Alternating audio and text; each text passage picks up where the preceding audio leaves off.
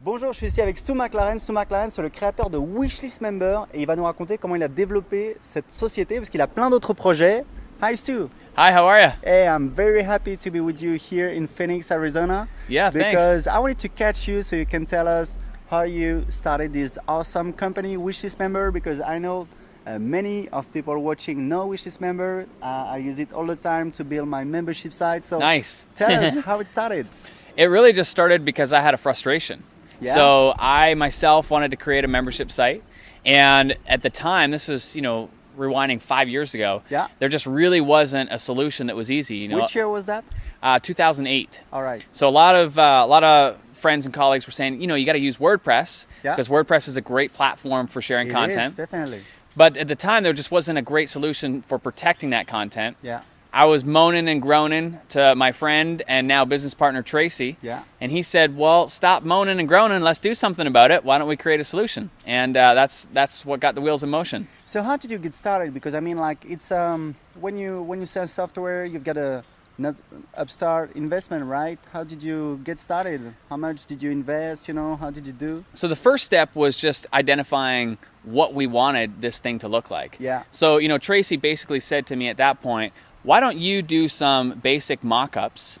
And I have somebody, a developer, who's really Alright. skilled that can take those mock-ups and make something Yeah. happen. Yeah. And so that was the first step. I went into Photoshop and I just started, trying to visualize and piece together what I would like to see WishList Member look like. Yeah. Mike took that, who's our developer and Yeah. now business partner. He took that, and within a month we had our first beta version. Wow. And then a month after that, we sold it to a small group of people just to have a live group testing it. And then we finally went live at the end of October of that year. So we started this process in August, and by October of that year, we went live to the general public. And from that day forward, now it's, we're very honored and grateful. It's over 43,000 membership sites and communities are powered by it. And so it all started with just the frustration, then mapping out, taking the next step. What's the next step? We had to map it out and then went from there. Yeah, you started with the pain, with the need of the market, but you went so fast. So were you working like full time on this?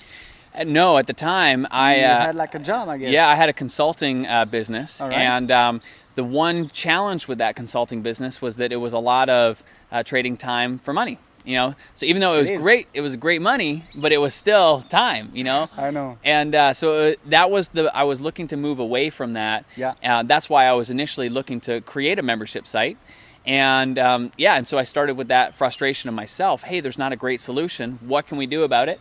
And and that got the wheels in motion. So I mean, the big lesson that I would say for everybody is if you've got a frustration, Yeah. if something is really bugging you, that's a good sign because there's a good chance that others are experiencing it too. Exactly. Would you say the same thing? Oh yeah, definitely. You're right. Like, you're never gonna be the first person that happens to have this problem. Definitely. Exactly. Yeah. And so, if you, and what was great about that was I was really in tune with that frustration because I was experiencing it.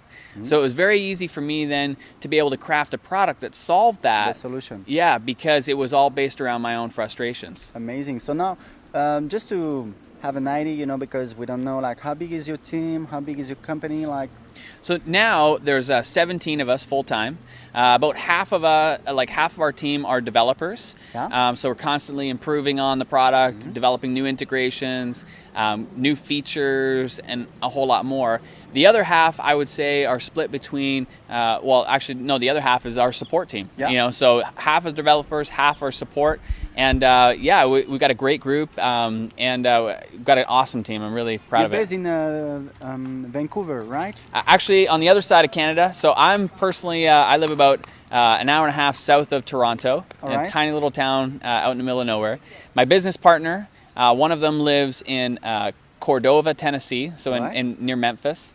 And my other business partner lives over in the Philippines. So Really? there's three of us, all virtual. Everybody in our company is virtual.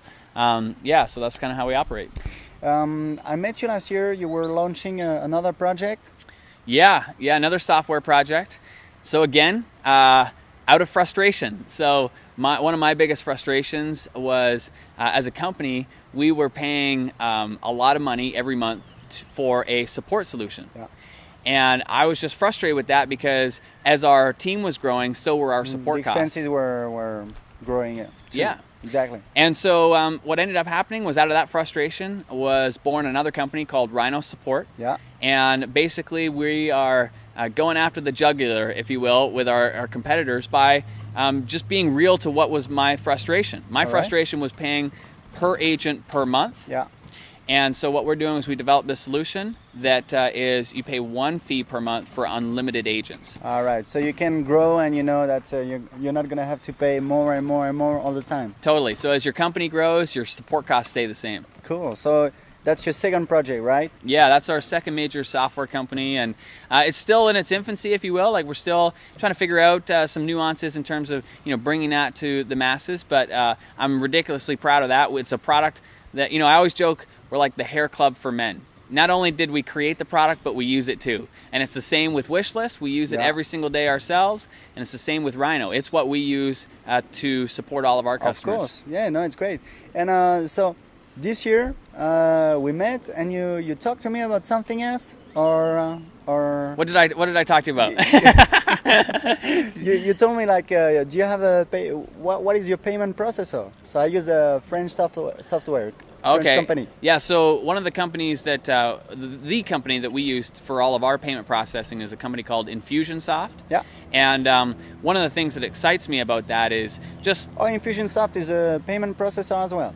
Well, it's a solution for managing all of your e-commerce. I know, but you have to have a payment processor like authorize.net. Yep, and that's how we tie into it. All right. But what excites me about that is that we have developed much deeper integrations with WishList, which has allowed us to do a lot more advanced marketing within a membership site. Yeah. And that's what really gets exciting, is now that WishList Member is really starting to mature and starting to really come into its own, we're able to dig deeper and provide a better and better solution for people using different payment processors, shopping carts, and all those kinds of things. We can now tie into those and really make some magic happen. All right. Yeah, actually, I'm considering switching from Aweber to either Infusionsoft or Office Autopilot. It's not decided yet, but I want to go because Aweber likes the CRM capabilities, like... you don't have like the historic of the persons. Yeah, Aweber's really, really good at one specific thing. It's amazing to start, it's amazing. Absolutely. Then I think, as a business grows, different needs come out of that. Yeah. And certainly Infusionsoft and Office Autopilot, as you said, are, I would say, the next step for people. Definitely. It's just more capabilities. So you use Infusionsoft in your company? Yep. Because you used to use Aweber, right? We used to use one shopping cart, right. and in some other side projects it was Aweber and ClickBank.